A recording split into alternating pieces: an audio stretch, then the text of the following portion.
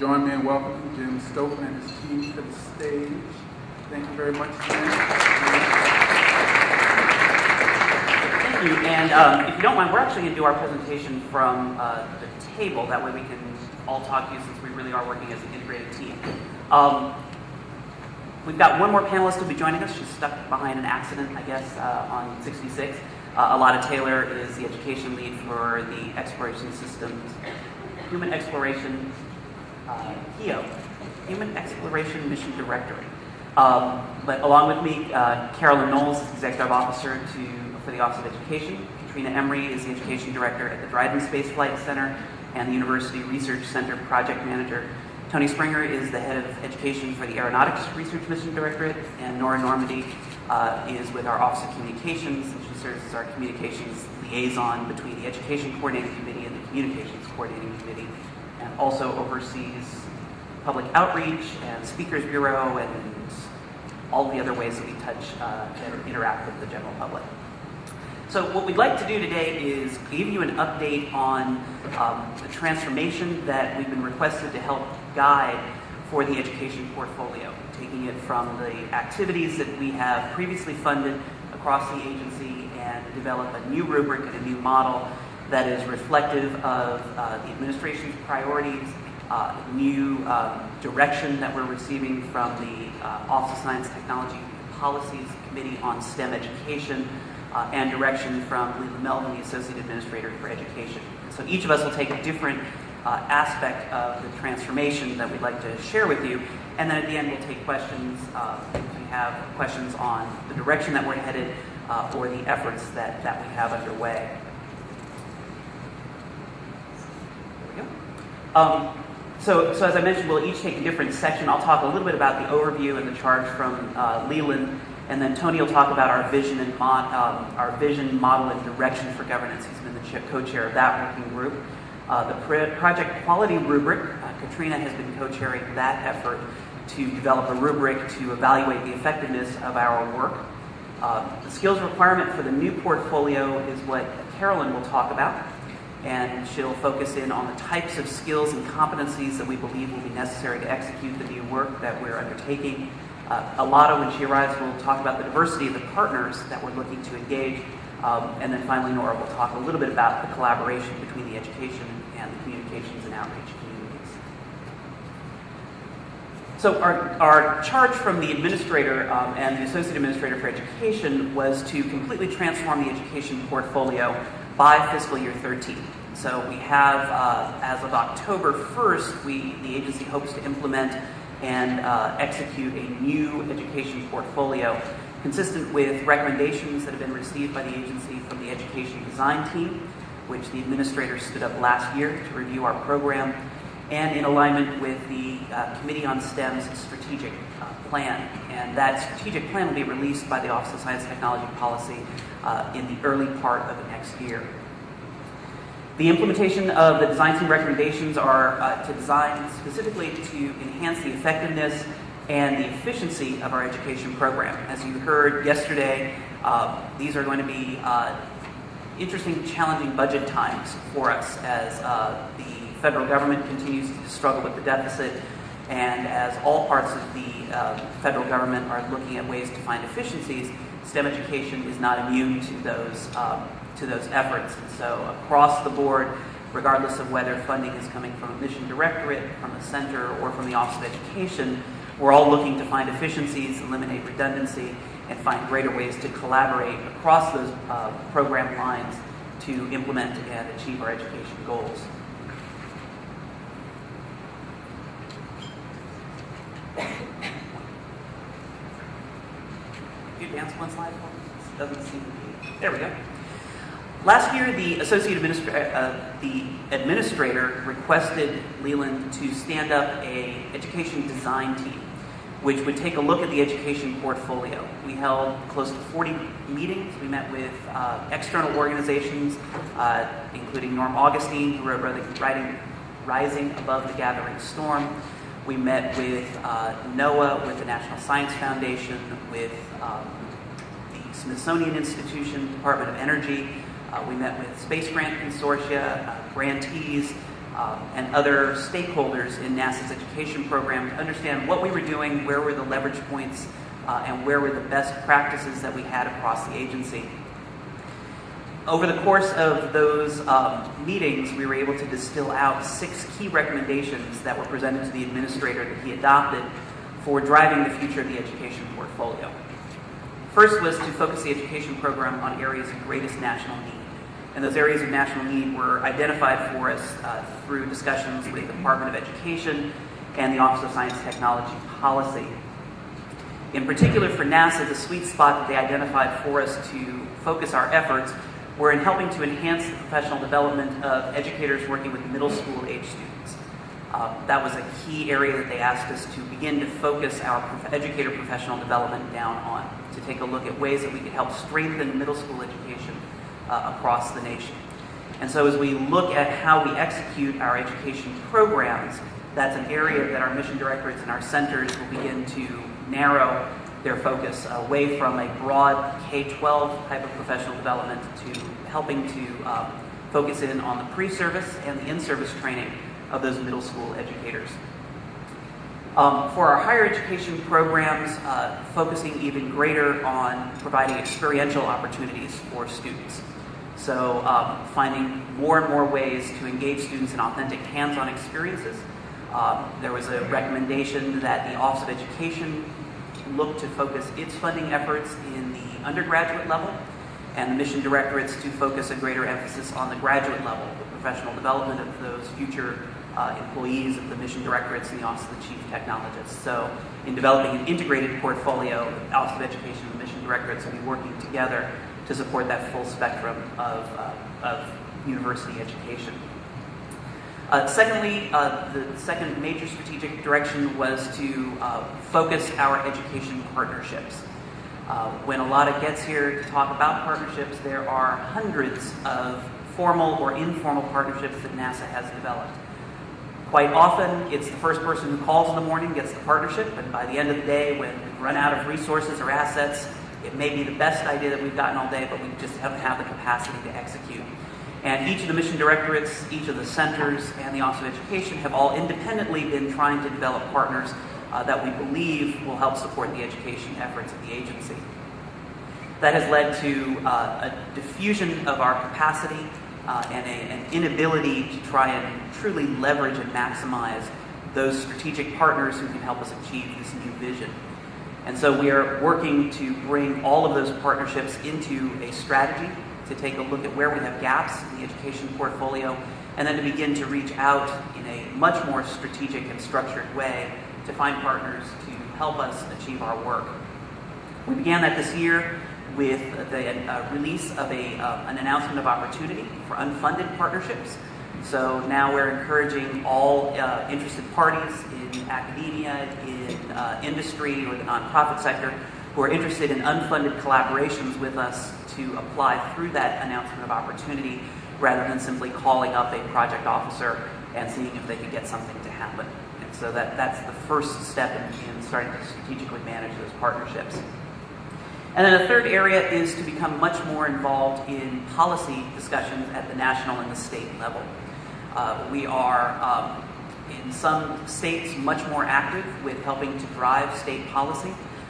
The recommendations that we received in designing this particular programmatic recommendation were that NASA is not only a holder of some unique content that could help shape strategigic policy as the next generation science standards are developed or the Common Core math standards are implemented, but we're also a future employer of the work of the students that are being developed.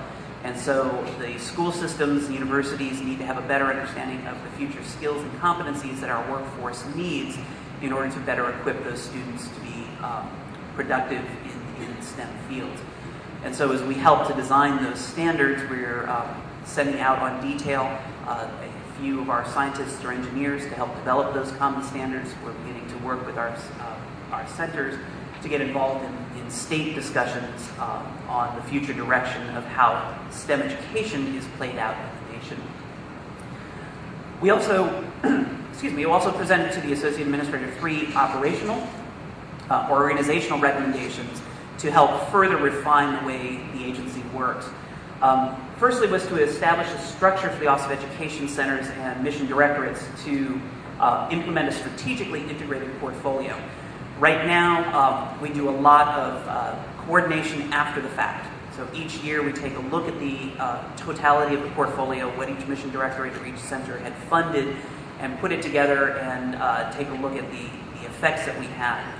This recommendation was to get on the front end and to actually plan in advance an integrated education portfolio. And so we are working across all of the offices this year to plan the types of efforts and investments that the mission directorates, centers, and education will fund in 2013. We're also strengthening the Education Coordinating Committee, which is the way that Leland organizes and coordinates all of the education efforts across the agency. He has accountability to the administrator for any education event that NASA supports.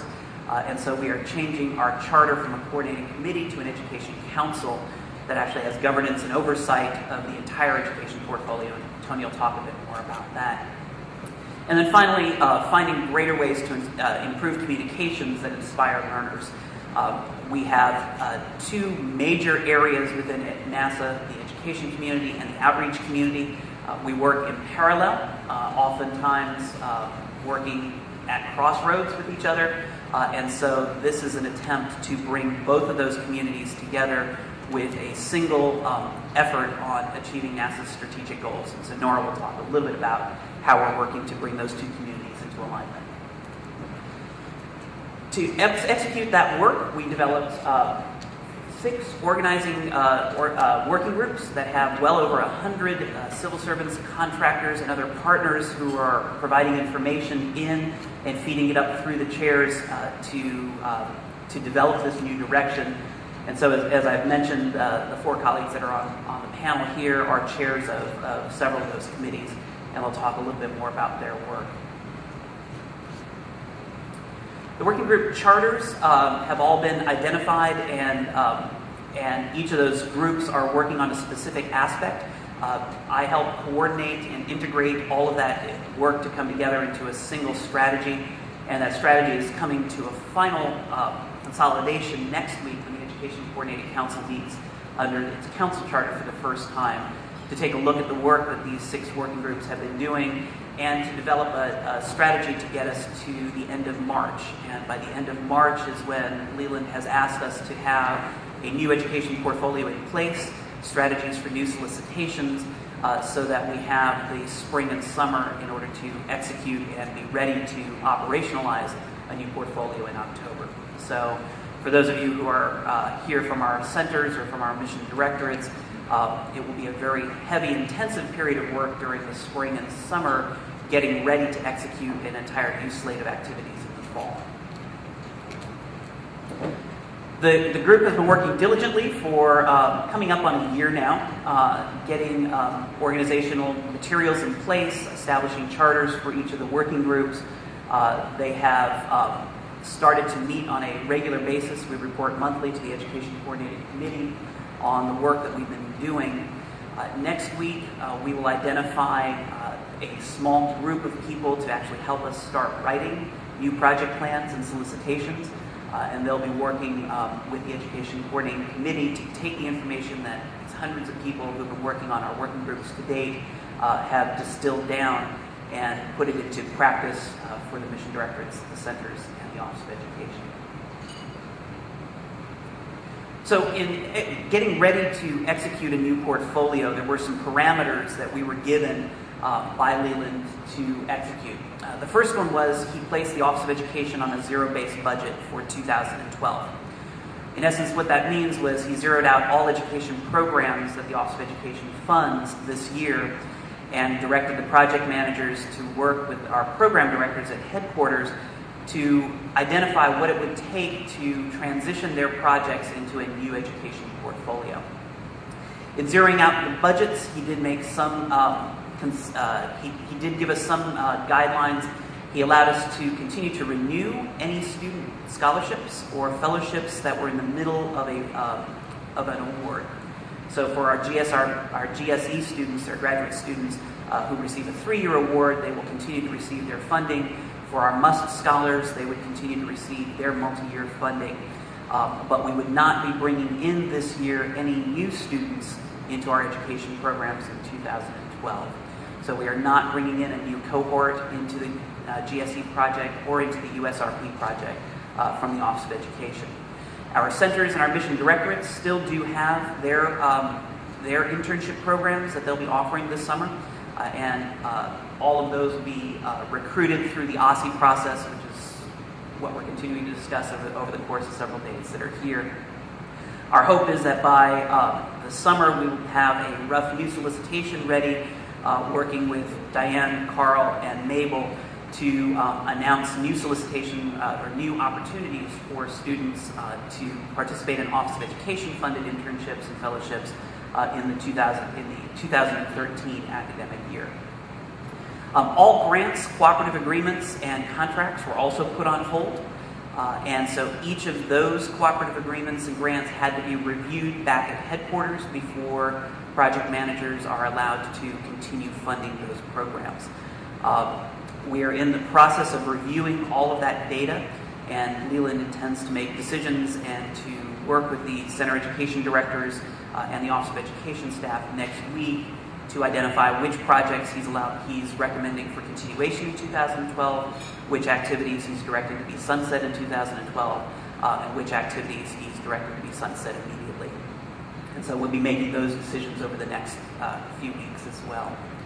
And then he has also directed us to develop a matrixed approach to our new education portfolio, meaning he's identified major lines of business that he expects the NASA education community to be involved in, and he's directing all mission directorates, centers in the Office of Education to co-fund or to collaborate on achieving those lines of business.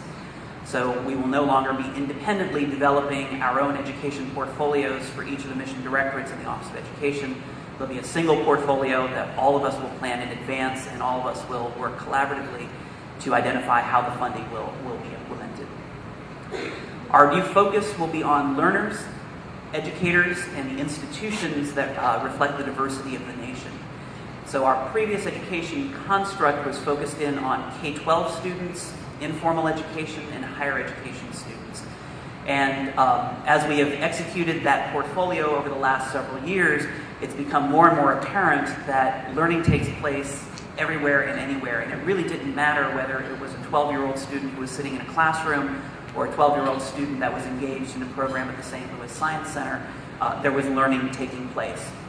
And so we are blending our formal and informal education programs together and focusing in on those individuals as opposed to the locations that they happen to be at. And so as we develop our new solicitations, our new partnerships, we'll be looking at trying to support educators in their professional development, whether it may be at a university, through their school district, or at some nonprofit that's providing professional development for them. We'll be working with students regardless of where they may be learning or what time of year they may be learning, or the location that they may be at.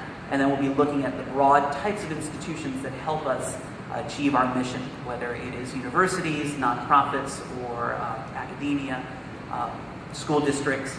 We'll be looking at ways that we can help strengthen their capacity to support educators and students. We'll be offering several different ways that we do that. Through educator professional development will be one of the lines of business that we've identified. Scholarships, internships, and fellowships is another line of business. Competitive opportunities is an area that we will be strengthening. Up to this point, at least in the Office of Education, many of our projects have not had an end, so we've not used NASA's life cycle process very efficiently. We've had some projects that have been around longer than the Space Shuttle program. And so as we take a look at all of the different projects and activities that we have, we're trying to identify what are the best practices, and we'll be opening greater competitive opportunities.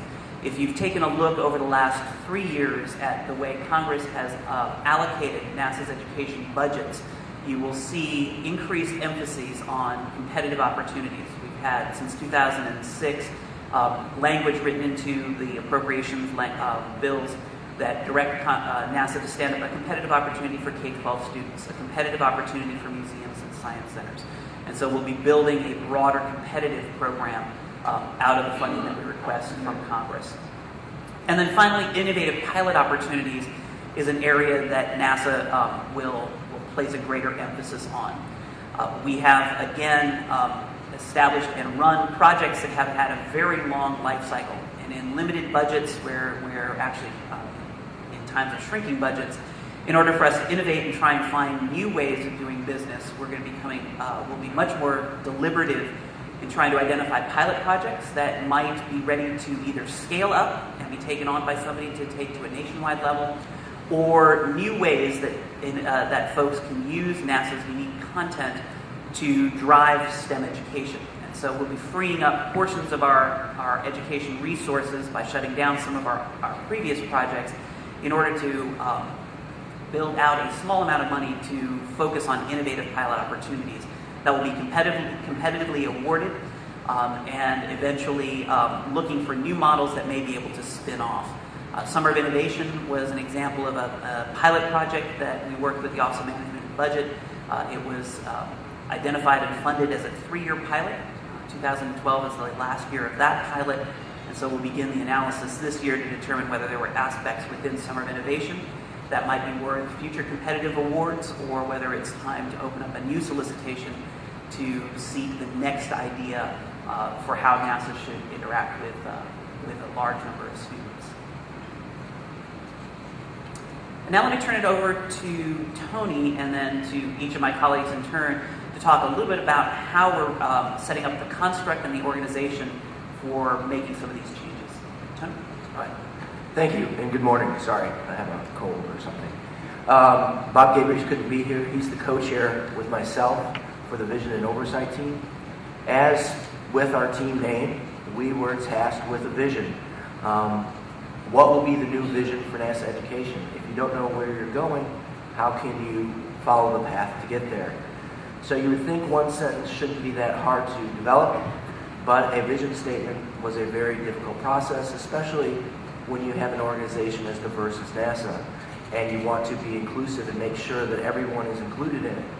So the new education vision is advanced, high-quality science, technology, engineering, and mathematics, STEM education using NASA's unique capabilities. All of our products and where education is going, as Jim has stated, are based on the education design teams and the other inputs that NASA has received. So starting, our first product was that vision statement, and that you find and you realize that everything is interlinked. All the products that one team is doing or one area is doing are interlinked with the other areas. So it ends up that you have a flow down. Before some groups can start on things, other groups have to finish something. So it ended up, the vision was one of those prime items that was needed. The next two items that we were tasked with were the framework. What will be the overall structure of the education program? And right now that is still being determined. So we're looking at that framework document. It ended up, we kind of called things by their colors. It was the Green Book. Many of you have probably seen and was handed out a number of years ago. That is the framework. What is the overarching goals, objectives, areas that education, a lot of the things that Jim has spoken about. The other item is governance. As you know, NASA, or you may or may not know, NASA is divided up into mission directorates and other organizations in the centers. Well, each one has their own, I'm going to use the wrong word, fiefdom, or area of responsibility. At times those can be fiefdoms. But the goal was to integrate everything together, do the best we can. So that was changing the governance. How will education be governed? Leland is in charge of education, but different areas are funding, different areas are deciding on what's going on. So the objective was to take the ECC, which you're going to hear about and Jim has spoken, which is the Educating Coordinating Committee at this point, and they more coordinate what is going on at the current time, as Jim has stated. But the new one, if it is passed, which I think it will be, at the new ECC, wanted to try to keep the acronym the same. Everybody knows it. So it is now it will be the Education Coordinating Council.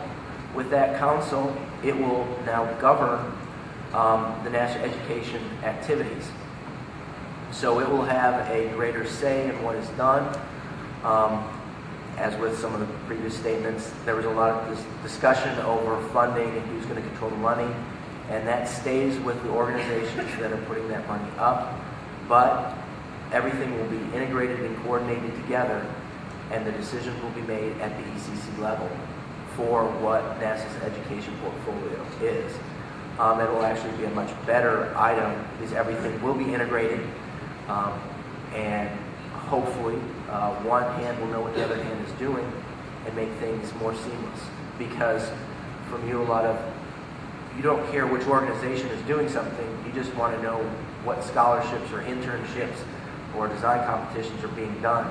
So as was done with OSSI, if we can have that single point into NASA, that's a good thing. So that's what the goal is.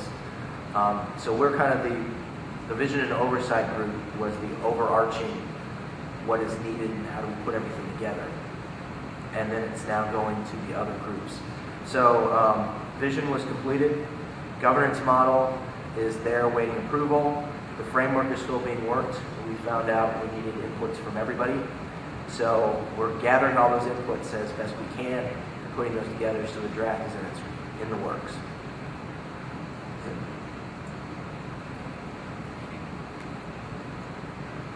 Good morning. My name is Katrina Emery, and I am one of 3 co-chairs for the Programmatic Implementation Committee. The committees are comprised of the portfolio design, the K-12 and informal education implementation, and higher education implementation. The focus of our committee is to focus the education programs for NASA and to improve the impact of areas of greatest need. And we're doing that first by establishing a quality rubric to enable an effective evaluation of our portfolio. The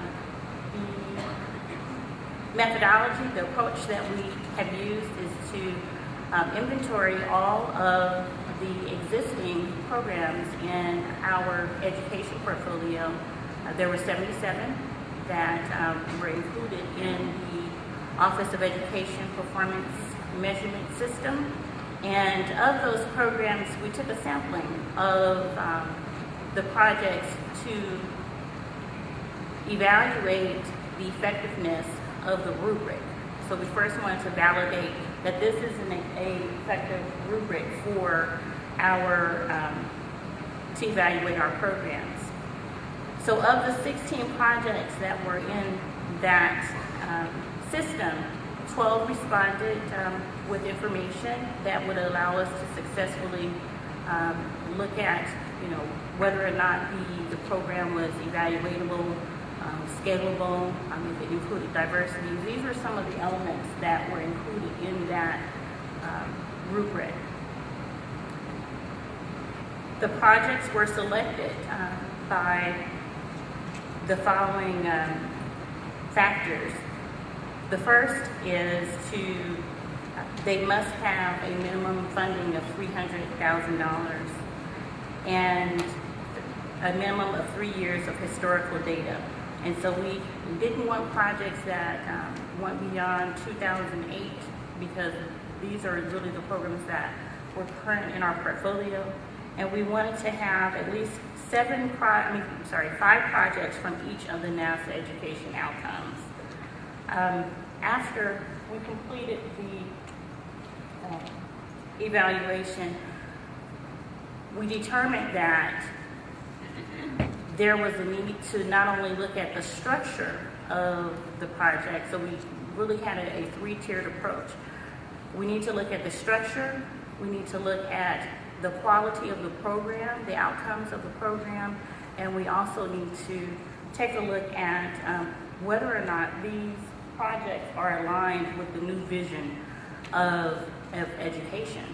And so we have completed the quality rubric, we've validated, we've tested that with the 16 projects, and now we are ready to take a look at the outcomes. and also the new vision. And this is happening real time. We are working in concert with, we will be working in concert with the team that will be coming to headquarters to help shape the new portfolio. It is, I can tell you, it's an exciting time. It's challenging. It keeps you on your toes for sure. But the Programmatic Implementation Committee has completed the first step in that with the policy rubric.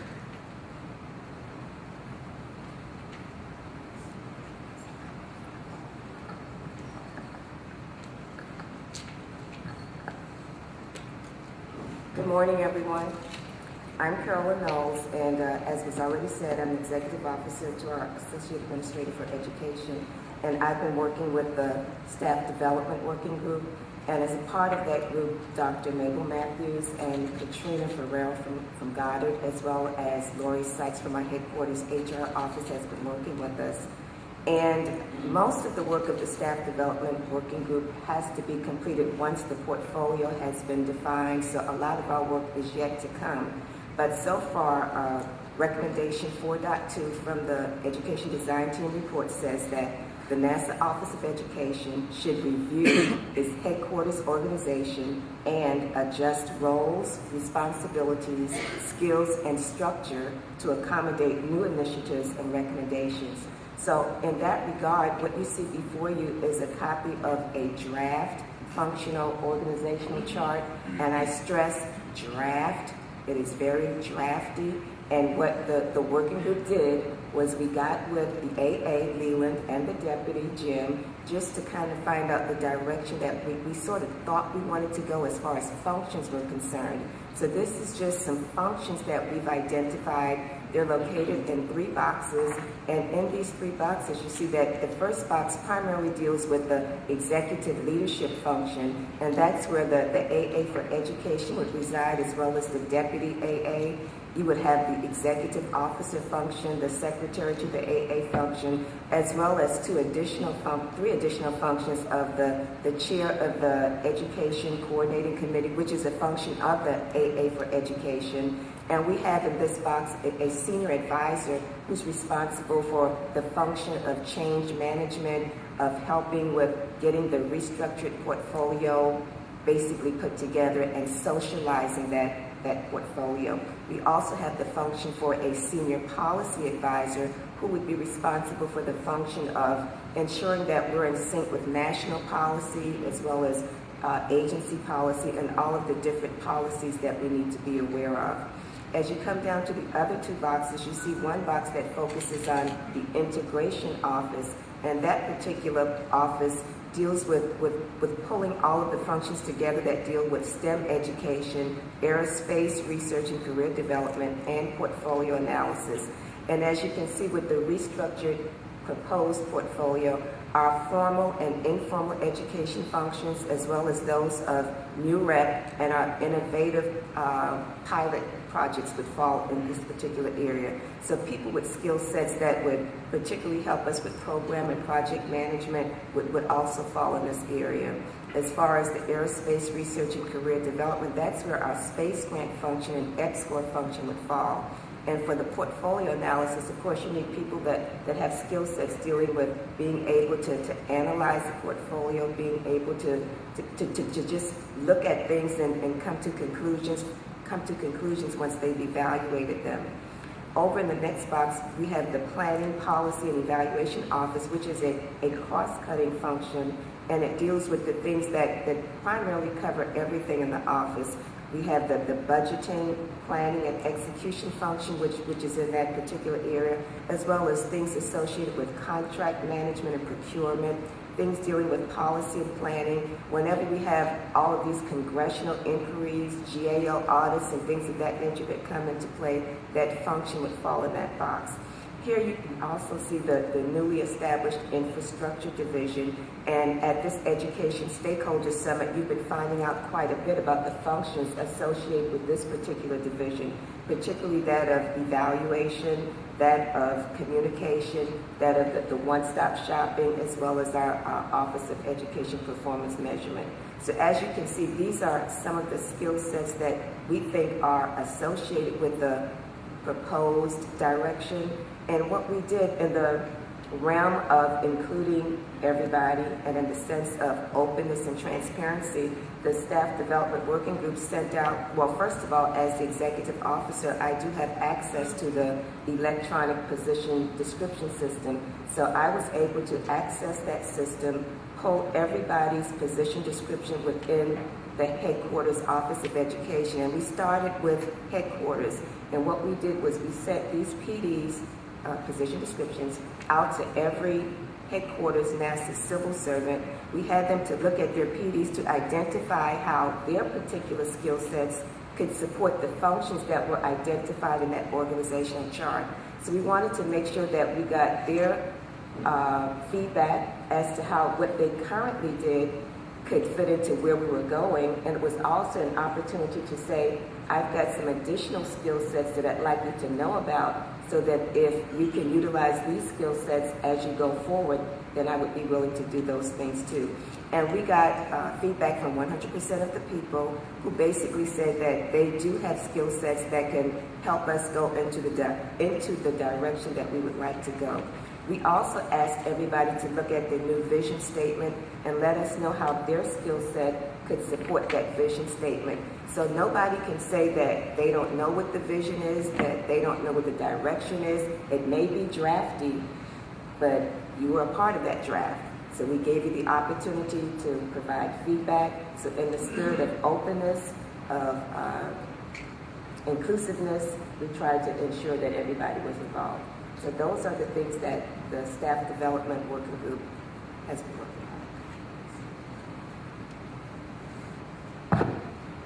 on. One of the things that our partnership group has been working on is an analysis and a review of what types of education activities are underway. For those of you who have been around NASA education for a while, you know that we are a large, diffuse community.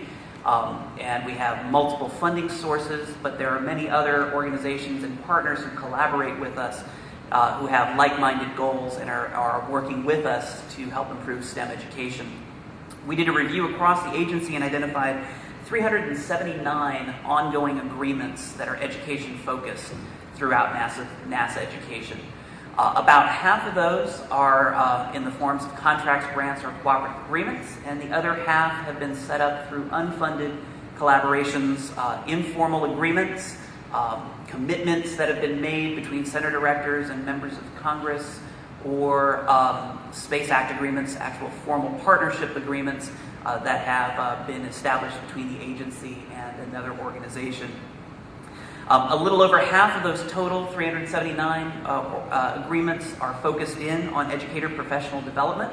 So there is a significant amount of effort that's ongoing in that area. And about a quarter of them commit the agency to provide access to our resources, our people, or our facilities. And so as each of those have been independently established and organized, it becomes very difficult for us to develop a comprehensive, cohesive strategy for utilization of our resources and maximizing our efforts. Just to give you an example of some of the types of partnerships that we have available or that we have ongoing right now, there's an informal agreement at Dryden to work with Antelope Valley Boys and Girls Club to help present educator and student workshops to that organization. Out in Cleveland, there's a formal Space Act agreement that the Glenn Research Center established with Metropolitan School District to help support teacher-educator development there. Goddard has developed a partnership for tech transfer with the University of Baltimore. LEGO has been involved with us in becoming much more of a strategic ally, having flown assets to the International Space Station and being involved in a LEGO Building the Future activity. That's a joint communications education effort. In Texas, the Johnson Space Center established a Space Act agreement to Clear Creek Independent School Districts. At the state level, in Idaho, they've approached the Johnson Space Flight Center to help provide high school students opportunities to be trained on engineering skills and then actually come down and present their work at the Johnson Space Center.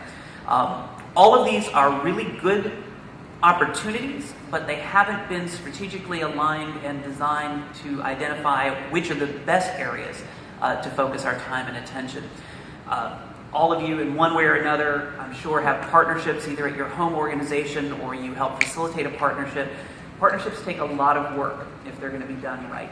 And it's an intensive amount of time building that relationship, establishing trust, building the commitments on both sides. And so as NASA tries to focus its education efforts, we want to make sure that when we do establish a partnership that we're actually going to be able to live up on our side of the agreement and be able to provide the resources or the commitments that the agency is willing to undertake. And so again, in the spirit of what all of us have been talking about for coordination, the efforts that the agency undertakes to establish these types of partnerships will also become much more strategically focused and coordinated through the Education Council. Nora? Okay, and I am Nora Normandy. I'm with the Office of Communication and have been the liaison between the public outreach and the education communities for a while now. When the education design team did their review, a section of their recommendations dealt with communication.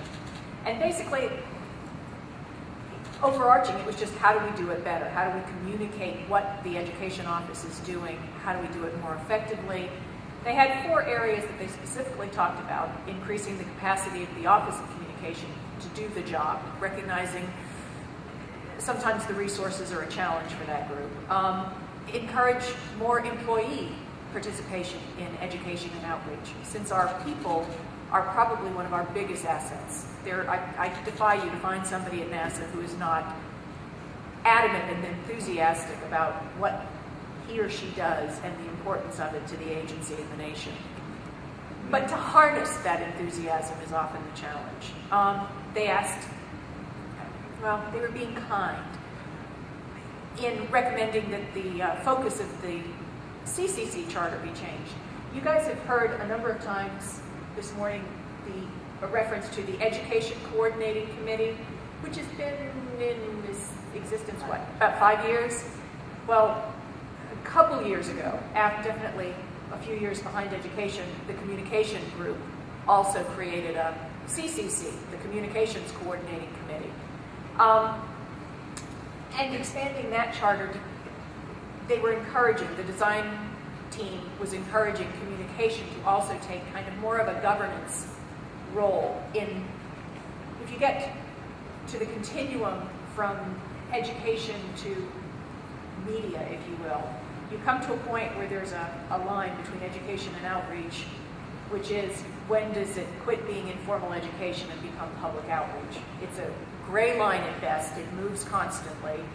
And we've recognized that over the years. I think it's fair to say probably the one place where we have been in very close coordination for years is at that borderline, the outreach and the informal education working very closely together. But how to expand that? And then the 4th recommendation was to look at how do we make education and communication a consideration at the very early planning stages of NASA missions. How do we look at what we need to do there and what are the important aspects of it while we're creating the requirements? This chart I put up just to say there's huge opportunity for synergy right now. The Communication Coordinating Committee is definitely a couple steps behind the education group. Education has got more history, they've had more experience. But the communication group is also in the midst of trying to really look at how are we doing things and redesign. The chart I put up is just to kind of focus that we're both looking at strategies. The agency issued the new NASA strategic plan in 2010. And in that plan, for the first time, there was actually a strategic goal that focused on communicating what we're doing, that is shared. The responsibility for that goal is shared by the Office of Communication and the Office of Education. As a result of that, it's making us look at the new strategies and how we're implementing those within the Office of Communication. We're also looking at how does our governance model work. We too are looking at strategic partnerships and how do we manage those better, because as Jim said, it hasn't been. It's who came to the door first or caught somebody's attention. And we haven't always evaluated them. Not that any of them are bad, but are they the right strategic partnerships for us?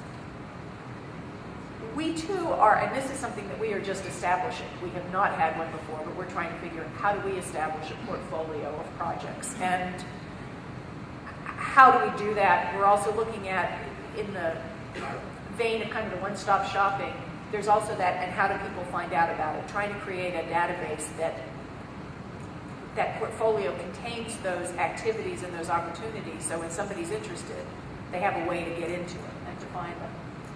And then finally, both groups are looking at, are recognizing and wanting to address the idea of how do you get employees more involved and prepare them better to be able to communicate what we're doing in education, what we're doing generally, and how we're going about it. For all of these, there is a lot of discussion back and forth. The communication group frequently looks to education to learn from their experience and hopefully skip ahead a little, get a little farther forward in the process as we're doing it. You've also got a lot of joint committees going on. As we look, the portfolio analysis is something we've been working on together for some period of time. The last one, in employee participation, we've been doing a lot to figure out how do we encourage employee participation, how do we convince managers that it's part of everyone's job. In doing that, we're working on creating a new program called the Inspiration Corps, which basically says all NASA employees should be able to inspire. The communication group is also looking at how do we better prepare people to be ambassadors and to speak. So the two are huge synergy. There's a lot of work to be done. There's a lot of effort still ahead of us to figure out how do we organize and coordinate these activities. But the triumph right now is that the groups are working together and are looking at that. And I think, frankly, some of the financial difficulties or the budget challenges that NASA is facing right now actually increases our opportunity for success, because as the resources are more limited, there is more and more incentive for the groups to work together to leverage each other's resources and capabilities, as opposed to creating a lot of parallel independent structures. The final thing I think across the board, and especially in the communication side of the house, is the message that coordination does not equal control. We've mentioned NASA is 10 centers and 3 mission directorates and a couple of other important funding organizations that play both in communication and outreach. But the other thing about NASA is we're a bunch of very independent and opinionated groups, so that sometimes bringing everyone to the table can be the challenge, and assuring them that we're not trying to control them, we're trying to help them. And I think that's a culture change that both education and communications are looking at, and hopefully the fact that we're doing it together, because between the CCC and the ECC, we should be looking at any kind of NASA communication with the public. And I know that's not one homogenous group, but anytime we're not talking to our technical and research partners, whether it's the Hill, through the media, through social media, through educators, teachers, informal educators, all those projects would fall under the ECC or the CCC. So having the two groups working together, and right now we've also got leadership with Leland and with David Weaver, who is the head of the Office of Communications, who recognize this and are working towards it as well. So it's a huge period of opportunity. I'm very optimistic, but there is a lot of hard work to do. So suggestions, questions, now's a good time, because we're still figuring out how we're going to make all these things work. So to recap, this is a rather dynamic time. 2012 is certainly going to be a year of transition for all of us in the education community, and I include every single one of you in that as our strategic partners. Our portfolio will change. The budget direction that we're receiving from the Office of Management and Budget and from Congress is directing that we need to change. The administrator has said we need to change the way we work, and as actual dollars get tighter within education, overall, though, the agency remains healthy and robust. And so we need to look at different ways that we leverage NASA's assets to support STEM education. It may not be in hard financial dollars to the extent it has been in the past, but it may be in new or innovative ways that we provide access to our people through the Inspiration Corps, to the resources and the facilities that are being developed to take exploration and aeronautics research to the next level. Those are the types of things that we'll be looking at as we seek out strategic partners and develop alliances to move us forward. This is going to be a challenge for us. As Nora said, our culture is a very independent culture, and it's tough at times to put a structure in place that gets everybody headed in the same direction. But it is something that all the associate administrators have agreed to, and Leland has been talking with each of the 10 center directors as well. And so there is support and buy-in from the leadership to make these changes happen for us. We do have a history of participating in STEM education. NASA is committed to remaining involved in STEM education. We have one of the most vocal advocates for STEM education in an administrator that I've seen in my time at NASA. I think he is absolutely committed to ensuring that NASA is a viable player in supporting the STEM education efforts of the nation and in aspiring learners, supporting educators, and contributing to the health of institutions that do STEM education. We just have to do it in a slightly different strategy and approach than we have for the past several years. So with that, we are happy to take questions or launch into a deeper discussion. I think we have 10 minutes or so left on our panel time. If folks have questions, we're happy to answer them. Okay. Alana, you want to come join us as well? Sorry, I'll invite Lada up as.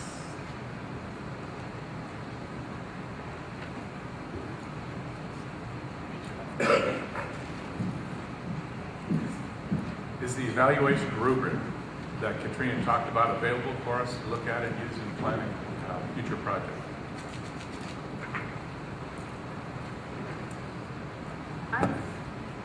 It has not been, the evaluation rubric is still in process. We have it finalized for the next step in our process. It's not complete, but I certainly would be open to input to some of the things that you may be interested in seeing in a rubric. Thank you.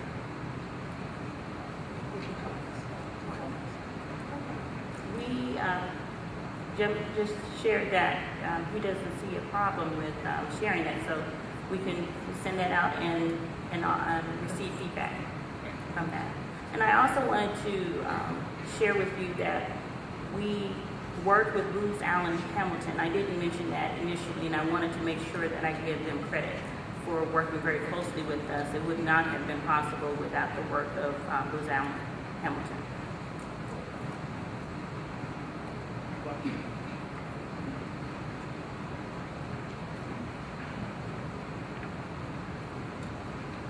I'm curious, how different is the new vision for NASA education from the old vision? And what specifically does it drive in terms of changing structurally to how you guys deliver education programming?